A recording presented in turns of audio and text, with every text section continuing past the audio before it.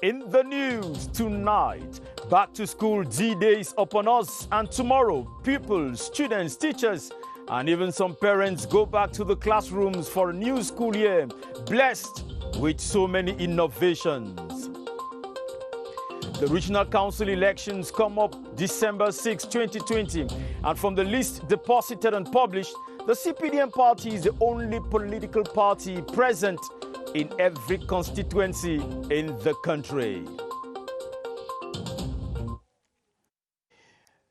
Good evening and welcome to the 7:30 news. I am Benin Bumagana in Yaoundé.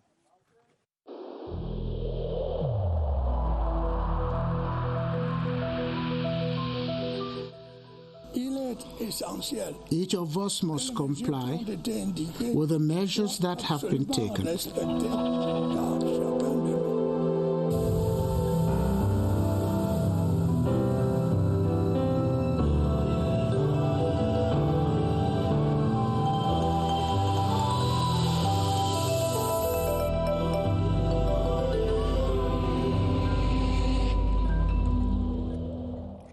The 2020-2021 school year takes off in a special context marked by the COVID-19 pandemic, a context which has made room for some innovations. Most schools will have to hold classes in 2 shifts to avoid overcrowding that favors the spread of the COVID-19. Some might have to opt for distance learning, even as new hygiene and distancing measures become a constant in these schools. Beatrice Losamba tells us more. It is a whole new context, the coronavirus age, in which schools have to juggle every part of their activities to keep the virus at bay. A context, too, which has given rise to innovative methods of going about studies in the schools. The think tanks of national education have come up with a 2-shift system, which entails holding classes in shifts to reduce class size. This system reduces class hours also, pushing some schools to adopt the distance learning option, where classes continue even at home after school. Water and hygiene facilities will be a crucial part of school reopening safely during the COVID-19 age. Administrators have figured out opportunities to implement measures, including hand washing, respiratory etiquettes, physical distancing, cleaning procedures for facilities, as well as safe food preparation practices. Administrative staff and teachers have been trained on physical distancing and school hygiene practices. Students and pupils who are not in the examination classes have been out of school for the past 6 months and had to abruptly end classes, not as an isolated action, but as part of a number of actions related to shut out the virus. To beat back a second wave of infections, schools have to be witty with following prescriptions of the government. The 2020-2021 school year takes off in the northwest and southwest regions after about 4 years of socio-political disturbances. This school year takes off at a moment when government has been very engaged in the reconstruction of the 2 regions and the organization of regional council elections, which will seat the special status granted to these regions. More with you, Charles Ebune. Today, education in the special status Northwest and Southwest is in a regrettable state because of 4 years of separatist sabotage.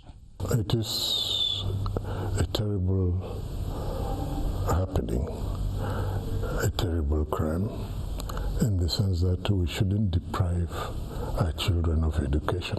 One of the reasons for sabotation is this. Even especially, I've been addressed even for the people they outside Cameroon. When for this country, they don't go, they grow as speaking for this country, go for school. Now they don't be big man. How will I fit for anything dream? Say picking they don't go school. Almost 2 million children of school-going age are based in the Northwest and Southwest, with once a vibrant academic industry. You had the Sacred Heart, you had Our Lady of Lords, you have Seka Baptist College, Baptist High School, famous schools. To allow the full meaning of special status education to fruition, those who prevent children from schooling must learn this moral lesson. No country is perfect. In fact, if you want perfection, go to heaven. But even in heaven, there was Lucifer. If you want perfection, go and see Jesus Christ. But even where Jesus was, there was Judas Iscariot. The complete course of the major national dialogue seems to anchor its hope with complete education in the Northwest and Southwest. With just a few hours to go to the first lessons in most schools for the 2020-2021 school year, this night seems to be a very long one and a very busy one for parents as they make final touches to see off their kids at school tomorrow. Gerard Nanji visited some homes in Yaoundé and pictured the ambience for us. Minutes are dying down to seconds to the reopening of the 2020-2021 school year. The Tanko family at the Etudi neighborhood in Yaoundé did not wait for last-minute rush to prepare. I started my preparation in July.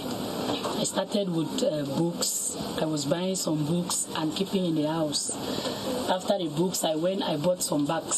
Since the COVID-19 pandemic remains a threat, precautions have been taken. I bought the face mask because I know that this season is the corona season. Since I could not afford the original hand sanitizer every day, I decided to produce mine. Such efforts are expected to be yielded. For all this they have bought for me, it's too much for me. I'm really thankful, so I'll make every possible means to really pass very well. As a Form 4 student, I am going to redouble my efforts by always studying. Elsewhere at Ekono, the situation is not the same.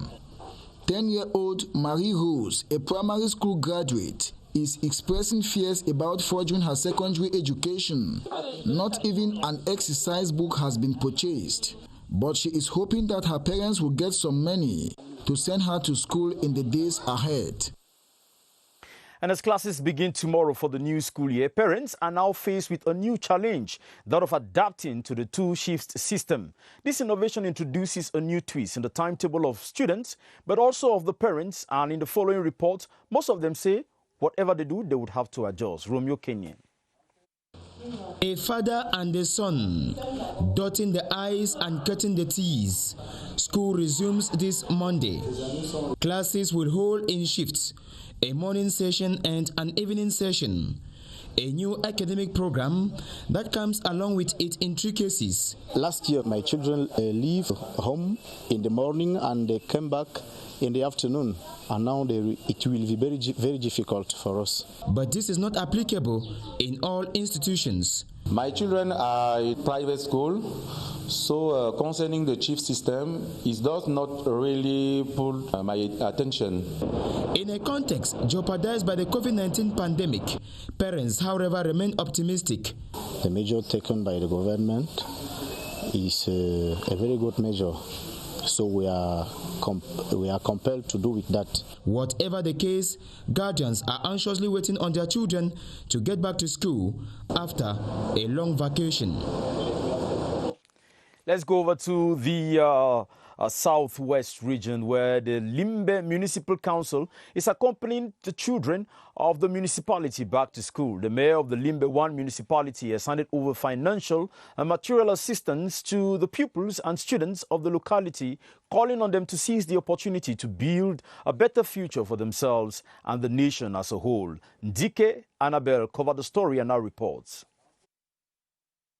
The gift consisted of didactic materials, tricycles and sewing machines in a bid to boost up the standard of teaching within the Limbe 1 municipality. Materials are materials for school use. Head teachers should not take the materials to their various homes. We have registered about 1,500 of those vulnerable persons, but we cannot give all on one day. While receiving the gift, the beneficiaries saluted the kind gesture of the government and affirmed that it will go a long way to improve on your teaching and living standard. I am very happy because I've been given a tricycle maybe for the first time. I've not been using it, but I'm going to learn. The beneficiaries are now armed to bring on board your contribution in fostering education and empowering themselves. Over in the Northwest region, some organizations in the region have been working towards an effective back-to-school 2020-2021 by embarking on the distribution of basic school materials and sensitization campaigns. Among them is the Grace Charity Organization, which distributed didactic materials to an orphanage in the Bamenda 1 subdivision to ease back-to-school preps. Details with Sylvie Banta, CRTV Northwest. These internally displaced and less privileged are ready to embark on the school journey, which they were forced to disengage some years back. I'm happy to go to school, and inside this bag there are books, rulers, pencils, and erasers. Grace Charitable and Rehabilitation Organization say they have been on the field preaching the back-to-school message. We have been talking with different parents, encouraging them, counseling them, sensitizing them about the reopening of school. The NGO says it will continue with their humanitarian gestures in the 7 divisions of the region when schools must have effectively resumed by assisting the vulnerable with tuition. That was Radha Karin Tosam Nale reporting from Bamenda. Still in the Northwest region, the population on Kambet subdivision in Dunga Mantung division of the Northwest region have been requested to massively send their children to school during the new school year, which starts this Monday. The Member of Parliament for the Nkambet Central Constituency, Honorable Ngala Gerard, made the appeal at Nkambet Grandstand where he offered school bags, exercise books and other items to locals, insisting that peace is a prerequisite for effective school resumption. Kilo Valerie Sala.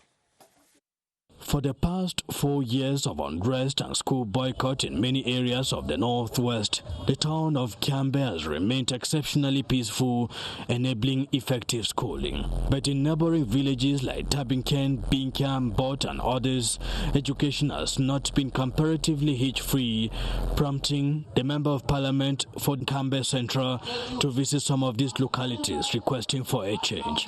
Join our forces together and make sure that schools effectively start in Kiambe. Monday. They've been going to school in Kambe. We want to make sure that other areas follow the example from Kambe. That's why I had to come at this point in time. In Gokitunja division, teachers have been instructed to be present in school on a daily basis. Sanctions, especially those who have been taking government salary in banks at the end of the month for the past 4 years without doing any work. The back-to-school mobilization in Dunga Mantung and Gokitunja divisions reflect a similar trend across the Northwest region. Still talking about back to school, the Director General of the CRTV, Shaun Dongom, has deployed reporters and technicians of the all-news channel CRTV News for a live broadcast of back to school in Garwa Bulai and its neighboring towns. The locals are already praising this initiative by top management even before the live broadcast Monday morning from Garwa Bulai. Tala LT with the team in Garwa Bulai reports.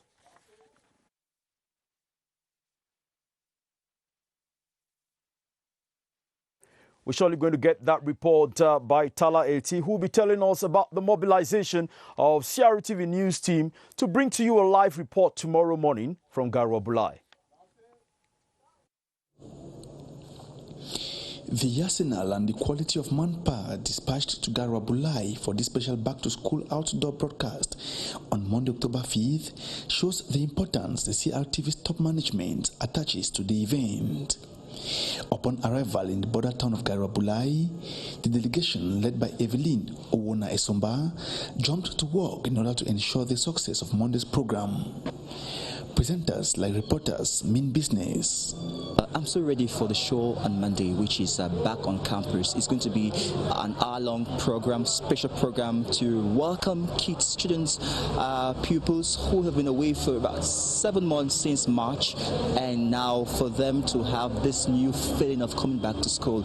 I'm going to co-anchor this with Adele Sibiankara. So I'm so ready. We're having like 93 refugees who are schooling in this part of the East region that's here in Garwa Bulai. The population of Garwa Bulai, who are busy with back-to-school preparations, say the presence of the CRTV, the presence of the CRTV in their locality for a live broadcast is an act they will want to see happen more often.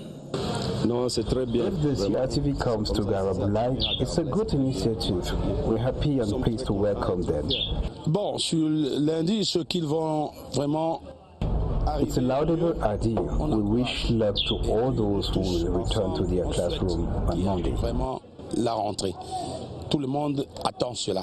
While in Garabulai, the team comprised of both journalists of CRTV News, CRTV and CRTV Web will present programs like Cameroon Daylight, Back on Campus and On est bien ici. What you should therefore do is stay tuned to the CRTV News and even on the web to follow the program from 6 a.m. tomorrow. The National Gendarmerie has deployed officers on all highways across the national territory to ensure that no life is lost to road accidents and COVID-19. CRTV's Kilian Datndifon has been following the Gendarmerie monitor, control and punish team on National Road number 10, and he brought back this report. The Gendarmerie Operation Charlie Echo on the Yaoundé-Betua National Route number 10 this weekend is out for a special road safety campaign. Cette opération est vraiment spéciale. The peculiarity of this road safety campaign is that the Gendarmerie wants to ensure a back to school free of COVID-19 and avoidable accidents. Sans accident de la circulation. To track down all delinquents, the third generation traffic flow unit has equally been deployed. Allez doucement, vous allez arriver. Quelqu'un trouve qu'il est pressé, le résultat, regardez. Toutefois qu'un usager est au courant.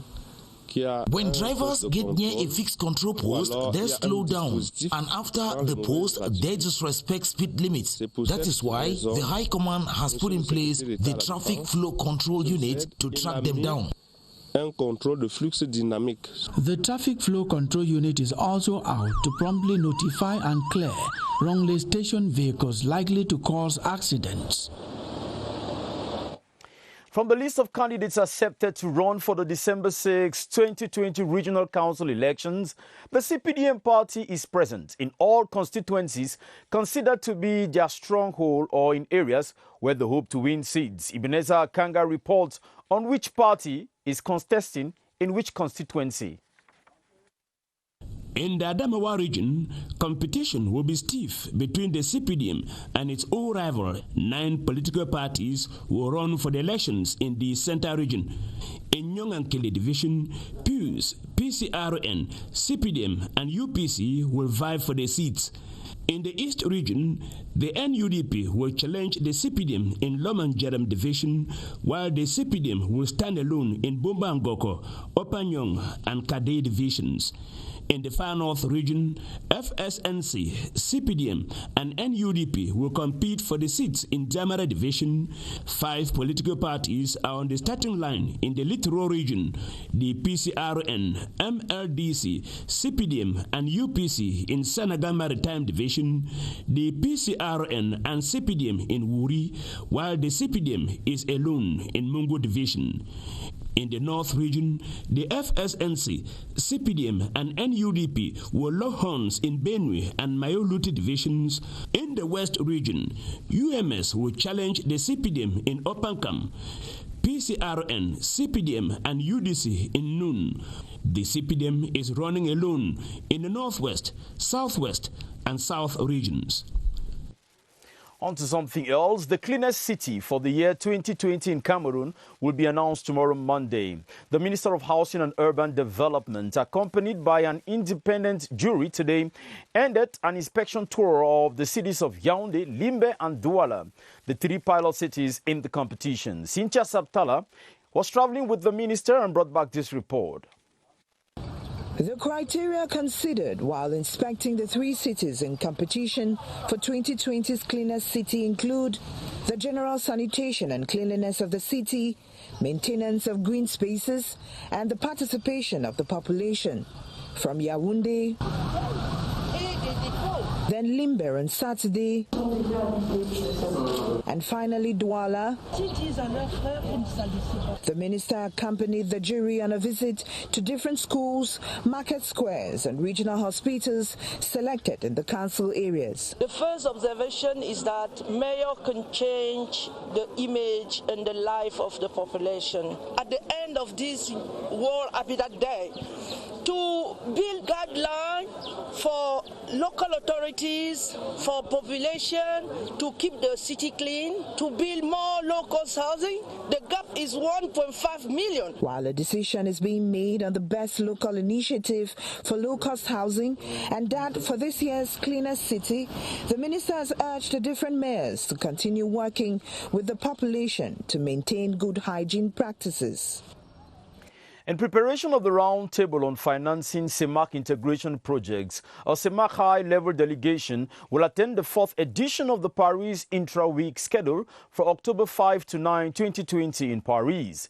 The important event is dedicated to the financing of the infrastructure and their development. It is led by His Excellency Gilbert Ondongo, Minister of State, Minister of the Economy, Industry and Portfolio of the Republic of Congo and Chairperson of the CEMAC Steering Committee. Caroline Okie looks at the stakes of the meeting.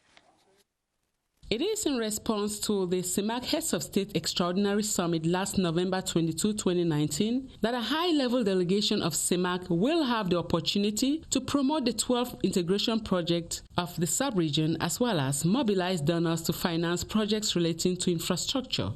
As you know, the projects relate to the facilitation of transport and trade, production and interconnection of electricity and communication networks, construction of the common market and economic diversification, and finally, human capital. The high-level delegation will moderate several meetings geared towards harnessing business opportunities and granting visibility to the 12 projects. The International Conference on Global Investments, dubbed Paris Infra Week, will pave the way for a roundtable on November 16 and 17, 2020, with a view of collecting pledges from partners and investors for the financing of CEMAC integration projects.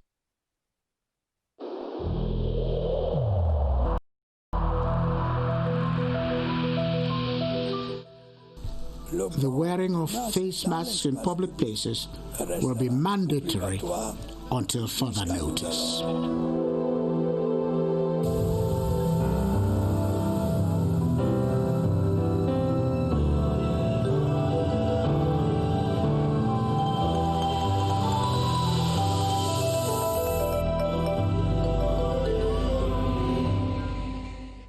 Talking about our fight against the coronavirus, let's go over to the Northwest region, where statistics reveal that between the months of June and July, the region recorded a very high number of deaths from the coronavirus pandemic.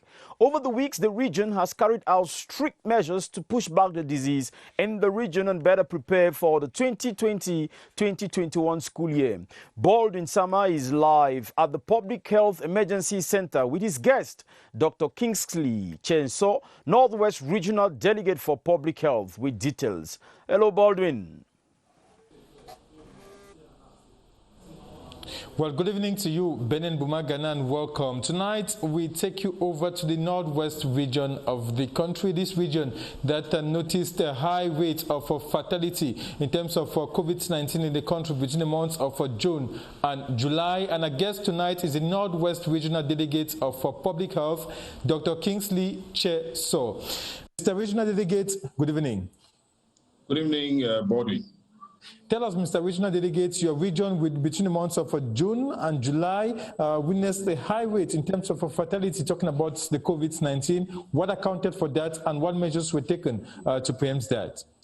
During the first week of June, that was 5 weeks after we joined the pandemic, we actually recorded a case rate of 31%, which, like you said, was the highest in the country. And there's a simple reason for this. As you well know, during the initial phase of this pandemic, there was a lot of stigma related to COVID-19. And in the region, we realized that many of the patients who develop severe symptoms actually refuse to go to our health facilities to get consulted. So some of them even died at home. Yes, doctor, tell us, tomorrow Monday, the 5th of October, is going to be the start of the 2020-2021 school year. And how ready are you to accompany the different schools in the Northwest region talking about back to school for it to be COVID-19 free?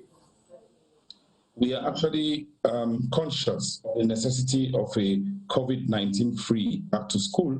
And for this, we are working in close collaboration with the educational sector, that is the regional delegations of the basic and secondary education, under the leadership, of course, of the governor of the region. And if you remember, the Minister of Secondary Education actually dished out a number of measures that were going to be implemented to prevent transmission of COVID-19 in the school milieu, amongst which is the obligatory testing of all the teachers. So we're going to be supporting the educational sector in this testing, and we plan to test at least 15,000 teachers in all the schools in the Northwest region. Thank you so much, Dr. Kingsley Cheso. You are the Northwest Regional Delegate for Public Health, for being a guest this evening. Benin Bumagana, we have come to the end of the second phase of our tour of the different regions. Next weekend will be the start of the third phase of our tour to the 10 different regions of the country to give you a pulse of the COVID-19 situation in our different regions. Back to you, Benin Bumagana. Thank you very much, Baldwin Sama van Kemen. On to something a little tragic. The president of the Cameroon Bar Association has died in the French town of Le Havre. According to a statement from the Cameroon Bar Association, he died after a brief illness. Charles Ebounet has more on the departed bar president. Next November 25 would have made him 2 years in office as the president of the Cameroon Bar Association. But the heavens decided otherwise. Charles Chakute Paty died in the French city of Le Havre in the early hours of today. The Cameroon Bar Association has lost a hero. They have lost one whose memory will never be forgotten. The last public appearance of Charles Chakute Paty as the president of the Cameroon Bar Association was during the regional swearing-in ceremony of the 872 newly sworn lawyers nationwide. We had just tasted of him. Fruition was still expected from him. He leaves us.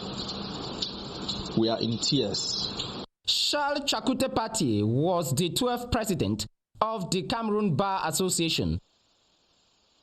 May his soul rest in perfect peace. The mortal remains of the late president of the Chamber of Agriculture, Fisheries, Livestock and Forest, Joseph Roland Mata, have arrived in Cameroon for burial. The corpse arrived at the Yaoundé Simalène International Airport, where family members and other state officials had gathered to receive the corpse. Joseph Roland Mata died last September 22 in Tunis, and the funeral program, of course, will be announced.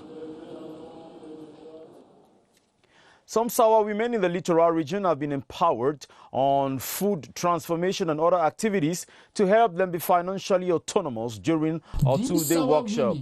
The move is that of a non-profitable association dubbed Sawa Women Leaders Association, put in place by Odile Mokori. Victor Siga reports. These Sawa women are empowered on food transformation and information and communication technology for self-employment. The objective is to participate in the growth of the Sawa community and to valorize Cameroon products, especially the Sawa products. As an expert, I'm teaching them how to ameliorate their productions and make a living out of it. The initiative by the Sawa Women Leaders Association has enabled the beneficiaries acquire skills that add value to their livelihoods and increase output in their communities. The women are faced with different problems such as problems of formation in the economy and also problems of credit facilities. They have been poised to use the skills acquired in developing their various communities. So thank you very, very much for following up with the 7:30 news today. At 8:30, you're going to welcome Ataba Dinoma for the news in French. Have a wonderful week, and I wish you a successful back to school. God bless you.